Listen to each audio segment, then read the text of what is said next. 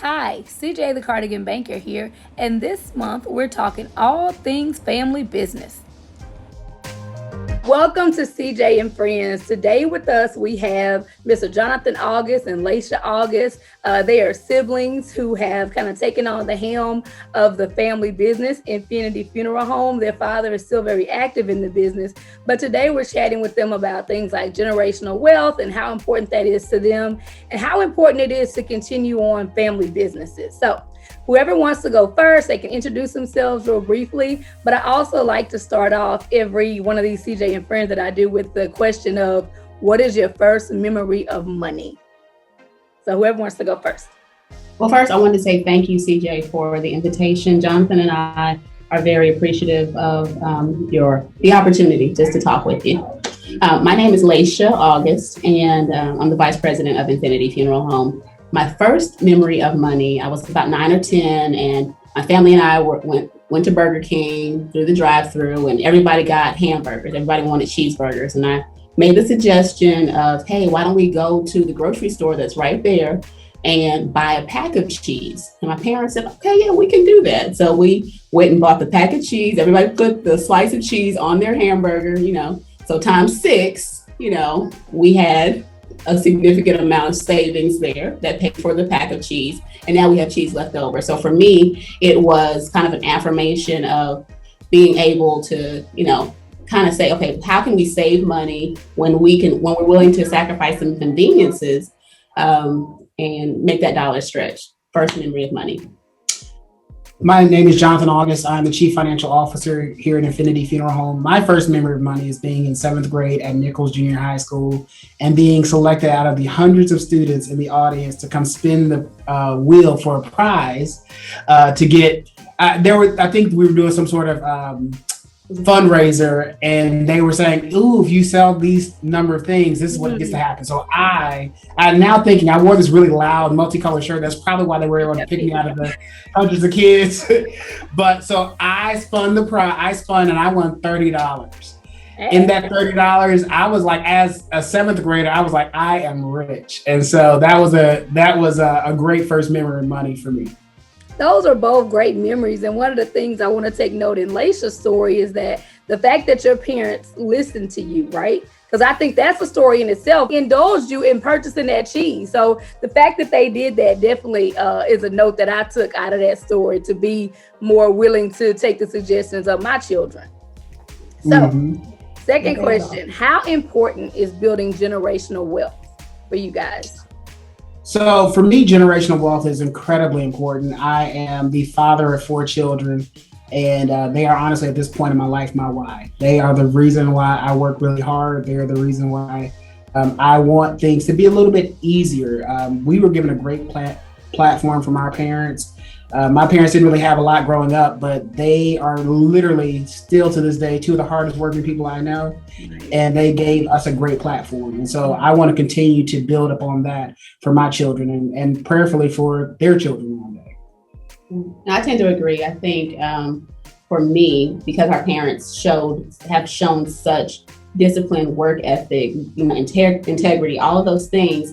Like, I want our generation to be able to pass that on to Jonathan's kids and, anyone else's children, so that we can continue on that legacy of service and fidelity, just to integrity. So those are some great words. I definitely love it. I picked up fidelity, service, all very good words, especially when you're talking about money too, and the fact that you're in the business that you're in. So let's talk a little bit about the business. How did you guys come to have the roles that you have within the business?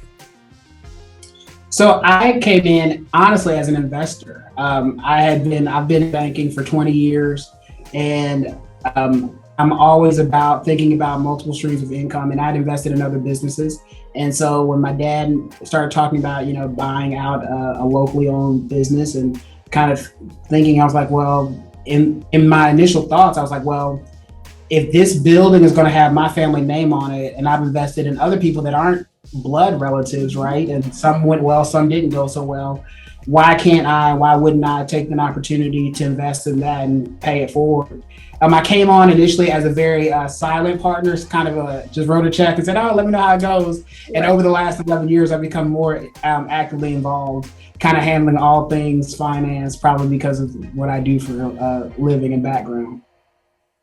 For me, I was graduating high school and wasn't really certain on what I wanted to do. I talked to my dad. He was in school for mortuary science. He said, why don't you go to school for mortuary science? I said, okay. And so kind of went through that process, had never even been to a funeral before. And so almost finishing up school before like I come face to face with the nuts and bolts of what we do. And so that's a whole nother story. But just kind of listening to my dad and, so that was in, the late 90s. And then it was, I guess, about 15 years later, got the opportunity that when Mr. Richmond was ready to retire, that, we were in position as far as educationally to be able to step in. So just kind of just taking that advice and just kind of following through with it. And one of the things that you pointed out, a lot of people may just think, oh, they just decided to buy a funeral home one day. And so for me, I definitely think this is why I like to do these sorts of interviews, because people feel like success is definitely overnight, or maybe a couple of years even. Sometimes it is multiple years. She just said 15 years in the making, where she had that education under her belt, where she worked, I'm sure, at a few other funeral homes, and then the opportunity was able to present itself. So I definitely like that you stuck with it, because I'm sure there were many times where you was like, I can just go do something else. Like, I'm not that much invested in it. Like, I have my degree in it, but people change careers all the time. So did you ever want to pick a different path as you guys are kind of waiting, I guess? That's a great question. Yes, and I did. But I'm so grateful that it happened the way that it did, because, after I finished school, actually my dad opened a monument company. Mm-hmm. And so I was, again, running the monument company and setting the headstones, and, it's a whole nother story. And that was hard work. And I was in my early 20s, and there was nobody there but me. And so like day in and day out, and you're doing everything. And I was like, I don't need this, but so I ended up going, and again, Dad was so gracious, he's like, okay, well, all right, no problem. So I ended up going, I worked for a financial institution for a while, and I worked for the government for a little bit, for several years. But kind of being in those different circles, like there wasn't value. I didn't feel value to what I was doing. There wasn't purpose. So for me, when we came back to kind of full circle to the funeral home, so now I had that life experience of, everything's not always great on the other side. And, business ownership is not easy. Entrepreneurship is not easy by any means, but nothing is. So if it's worth doing and having a purpose when you get up and when you meet with somebody, and that it matters that you showed up, then it's worth it for me. So. Right. Well, and so for me, I'll just quickly say, I'm passionate about succeeding in life. That's my space. Anything I'm going to do, I'm going to do it well. And if I'm attached to it, we're going to win. And period. So that's kind of why I've become more involved over the years, and just continue to say, hey, how can we be, the premier funeral home, and not just in it's a funeral home, but just connected to the community and really seeing sustainable change in our community. I love that. And I should have stated this before we even got going, but Jonathan and Laisha are definitely friends of mine. So you can see why I'm definitely going to be pulling at them as I do these series, and whatever way I see a natural fit, I'm definitely going to pull them in as it relates to sustaining businesses, whether it is pre-planning, your family members' final arrangements and things like that, because I feel like these conversations don't happen enough in our community. I don't know if I said this earlier, but a lot of times the business normally dies with whoever that first business owner was. And I think it's a generational thing, which to me, it makes your family a little bit different, because a lot of your parents' peers they told their kids, go get a degree and run far away from this place, right? Look, mom, I mean, literally, that's what they were told. And their parents told them to do the same, which is why we kind of have that little generation gap missing here on the coast. But that's another story for another day. It's definitely important to me to bring these conversations up and let people know you can sustain wealth on the coast. You can run a successful business. You will not be forever in poverty or live impoverished because you live in Mississippi. That is not the case. And I know the more I get out and about interacting with different business owners, we have multimillionaires on the coast who are African American. Do you guys have any more that you want to talk about as it relates to the business, your roles in the business, how it is working with the family business? Because that's a whole other subject, right? So just how is it working in a family business? I'll just quickly say, I love working with family. We actually all have very different personalities. And one of the things that both our parents are that my parents or our parents kind of allowed us to be is they allowed us to be ourselves. And so you can probably tell one thing that we all have in common is we all have strong personalities, but the way in which it comes out and comes forward is very different. And so I think we allow each other to play to our strengths. We have one of our sisters, she works in the family business with us. One of our brothers works in the family business. And then we always reserve the right that if your last name is August, based upon necessity, you can and will be, called up for service, pulled in. So that's what it is. That makes plenty of sense to me. And for me, it's about creating the culture of pride around that, right? So when you get called up, it's like, ooh, today's my day. I want you to be excited. When that person called in, it was your day. Come on. So I definitely want people to have that same sort of excitement around the family business, or whether it's a food business, or whatever kind of business you're in, it's about having that pride and ownership of that business. So tell me a little bit more about, you want to say something, Jonathan? I was just agreeing with you. Okay, so tell me a little bit more about the funeral home business, because I definitely want to have you guys to come back to talk about pre-planning and how important that is. I know Laisha just mentioned that your dad kind of has does he still have the monument company, or did he let that go? We do not currently have a monument company. Okay. So we refer. Right. So just tell me a little bit about the pre-planning and the importance of that. Because I definitely, like I said, this is kind of leading into a next session I'm going to have them on, because life insurance, no, you guys don't sell life insurance, but life insurance, we got a one-stop shop here. So pre-planning, life insurance, all of that is very important to me, because I have just had so many family members to pass away, right? And I mean, I'm young, I'm 40 years old, but just to see, so my mom had 5 siblings, and it's only one of them left. My mom was the oldest at 66. So I've watched, heart disease, different things like that, just kind of take a whole, seemingly a generation out, right? So for me, it's very important, because whenever those people passed away, we didn't have to run around. We picked up that life insurance policy. We made the phone call. There was no stress. So just the ease of that process, I definitely want you to take a few moments and shed some light on basically the ease of having things together versus the angst of not having it together. Well, I think you just did a great job, honestly. I talked a little too much on that. No. I mean, really, there's nothing like a personal experience. Mm-hmm. And so for you to be able to say, we didn't have to sell fish or chicken, right, or GoFundMe or whatever, and all of those things have their place. And if it's necessary, then you just do what you have to do. But when a person says, you know what, I don't want my loved ones to have to, wonder and worry and have that added burden on their shoulders, when they should just be able to just, grieve my loss and celebrate my life. So that's why we're big supporters of planning ahead, and just kind of securing that, whether it's with life insurance or a burial plan, which we offered both of. It's just really good. When I sit with a family and that's been done, it's just so much easier for them, and we're happy to do it. So.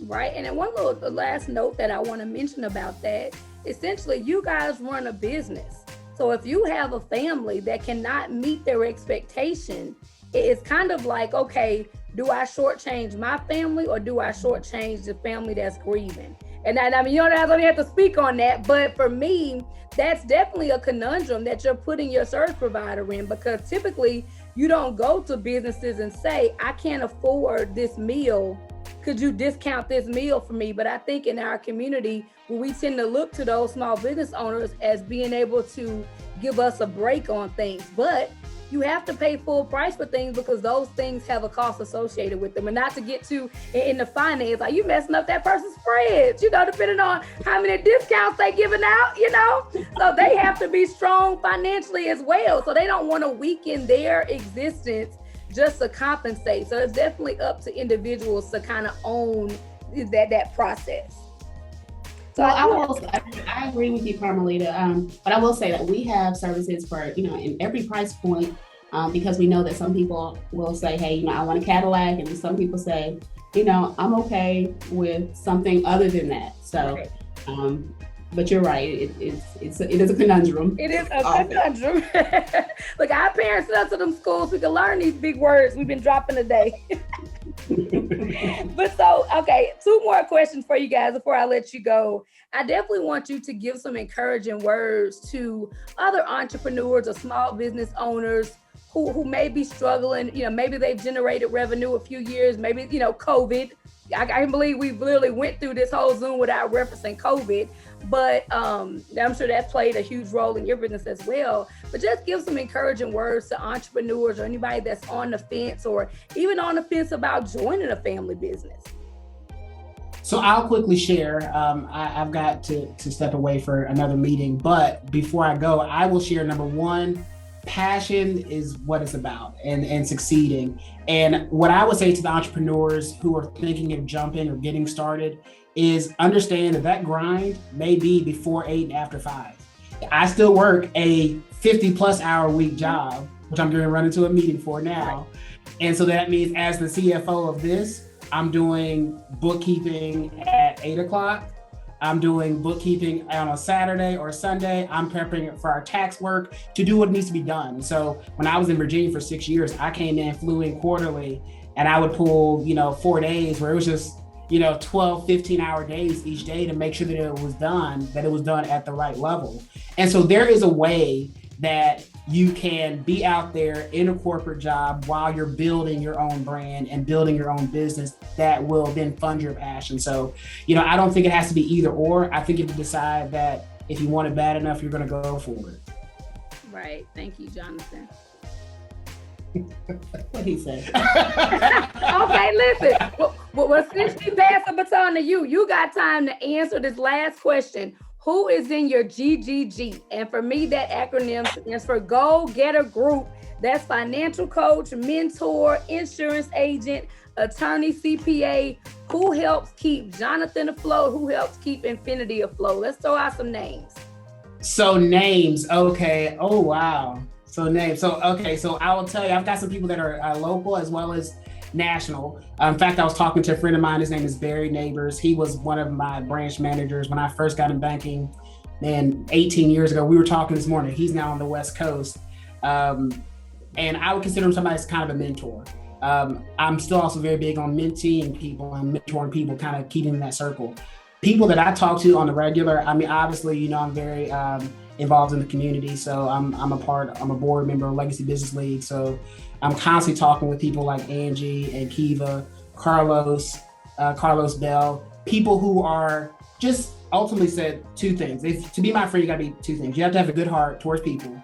And then the second thing is you gotta be willing to get it done. I'm not a not get it done type person. Right. If we're looking for excuses to get off the bus, I'm not even inviting you to the party because we're going to stay on till we ride and we get it done. Right. And so beyond that, I'm open to it. Honestly, I have a very diverse group of friends from different cultural backgrounds, ethnic backgrounds, even economic backgrounds, because I am always strengthened by people who just will produce something positive and creative in their own space. I love it, Laisha. You were thinking while he was talking. What you got? Who you got? I was listening while he was talking. So my circle is actually kind of outside of the area. I have funeral home owners that are in Chicago and Florida and all of that. And that kind of keeps me grounded, and it allows me to kind of know what's on the cutting edge, and that hopefully iron sharpens iron. And like Jonathan was saying, just being able to take time and mentor people here locally as well. So Well, thank you guys so much. I definitely love this. And like I said, you're the first one in this kind of revised series. I did do a couple interviews last year, but I'm going to stick with these set of questions. I know I did expound on a few of them because for me, it's going to be unique to see how the answers vary over time and how people view different things. But one of the things that Jonathan touched on is that his circle is diverse, right? So I know a lot of small minority business owners, they tend to want to rely within the community that we're in. And I definitely think it's a good practice to kind of look outside of your community for both mentors and to mentee people as well, because you never know what sort of different perspective that they may have as well. So definitely thank you. And also too, I'll say this real quick. With my business, right, I just can't hang around wealthy people because my mission is to help people develop savings plans, budgets, help them to improve their credit. So for me, if I'm around wealthy people who maybe have it all together, they're not my target audience. So for me, I need to find, that single mother or that couple that just had a baby that's trying to figure out how to stretch that dollar, right? So I definitely think it's a good idea to be as diverse as possible with your circle, and as it relates to location, like what you're doing. I mean, the World Wide Web, the internet, the Zoom platform definitely have given us a plethora of opportunities to reach out and touch somebody virtually. So thank you, Laisha. Any parting words before we break? No, just again, thank you so much. Jonathan and I both really enjoyed this session, and I hope that it encourages someone to step out and to try. And if it doesn't work the first time, try again. And as long as God is your source and He's your support, He's going to open the doors and make your path straight. Right. Thank you so much, Laisha. Our pleasure.